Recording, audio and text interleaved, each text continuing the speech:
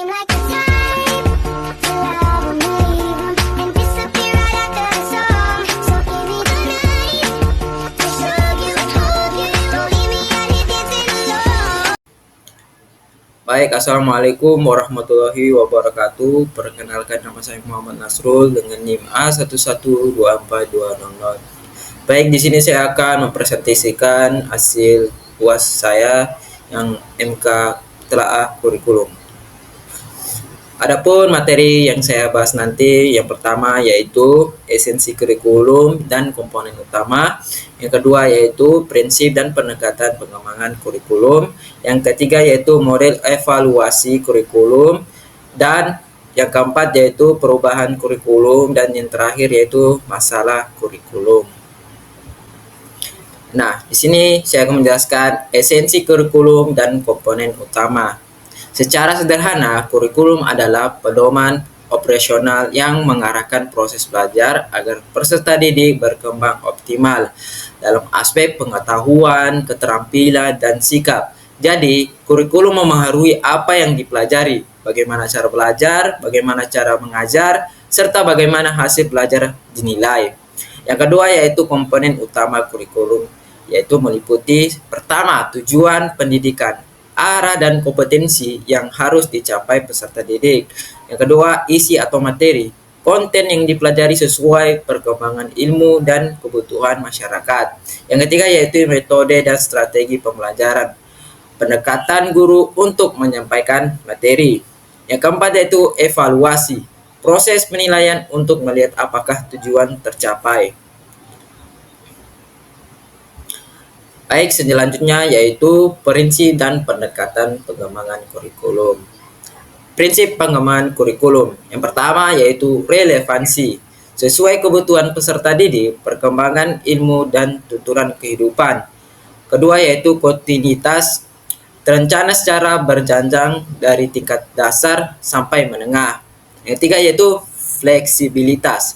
Dapat disesuaikan dengan karakteristik sekolah, daerah, dan peserta didik. Yang keempat yaitu efisiensi dan efektivitas. Penggunaan waktu, tenaga, biaya, dan sumber daya secara optimal. Yang kelima yaitu keseimbangan antara aspek pengetahuan, keterampilan, karakter, dan estetika. Pendekatan pengembangan kurikulum. Pertama yaitu subject centered kurikulum, berorientasi pada mata pelajaran.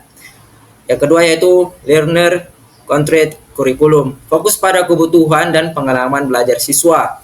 Yang ketiga yaitu kompetensi based kurikulum, menekankan pencapaian kompetensi spesifik.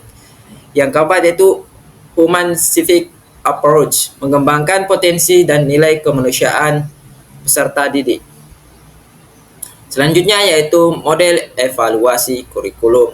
Beberapa model evaluasi yang sering digunakan. Yang pertama yaitu model STAK, membandingkan kondisi ideal kurikulum dengan kenyataan di lapangan. Yang kedua yaitu goal free evaluation, menilai kurikulum secara objektif tanpa terikat tujuan yang telah ditetapkan sehingga lebih jujur melihat dampak nyata.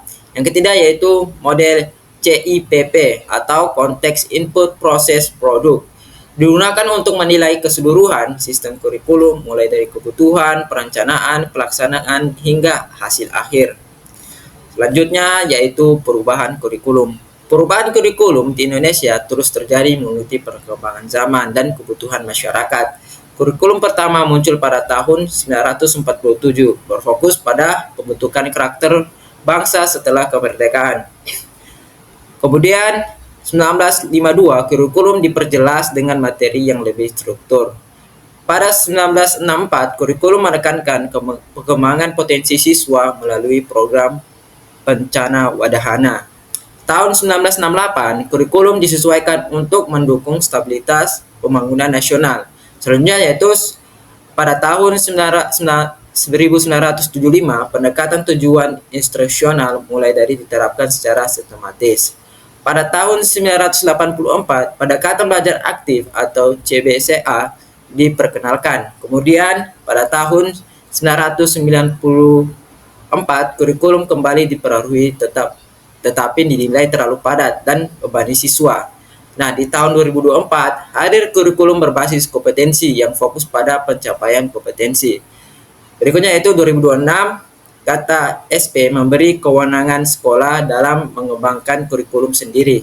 Yang terakhir yaitu hingga kurikulum 2013 diterapkan kurikulum 2013 yang menekankan karakter, penilai autentik, dan literasi dan pendekatan ilmiah.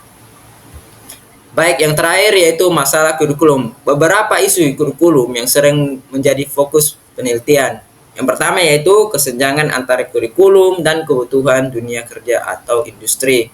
Yang kedua yaitu kesiapan guru untuk mengadaptasikan kurikulum baru, misalnya kurikulum Merdeka atau K13. Yang ketiga yaitu ketidaksesuaian metode evaluasi dengan kompetensi yang harus dicapai. Yang keempat yaitu kepentingan fasilitas dan kualitas sekolah dalam pembelajaran berbasis digital. Yang kelima yaitu efektivitas pembelajaran berbasis proyek atau PJBL dalam meningkatkan kreativitas siswa. Yang keenam yaitu pemahaman guru dan siswa tentang penilaian autentik dan portofolio. Yang terakhir yaitu permasalahan overload materi atau tekanan target pencapaian. Sekian dari materi saya, maaf jika terlalu singkat atau salah kata, mohon dimaafkan. Saya tutup. Wassalamualaikum warahmatullahi wabarakatuh. Terima kasih.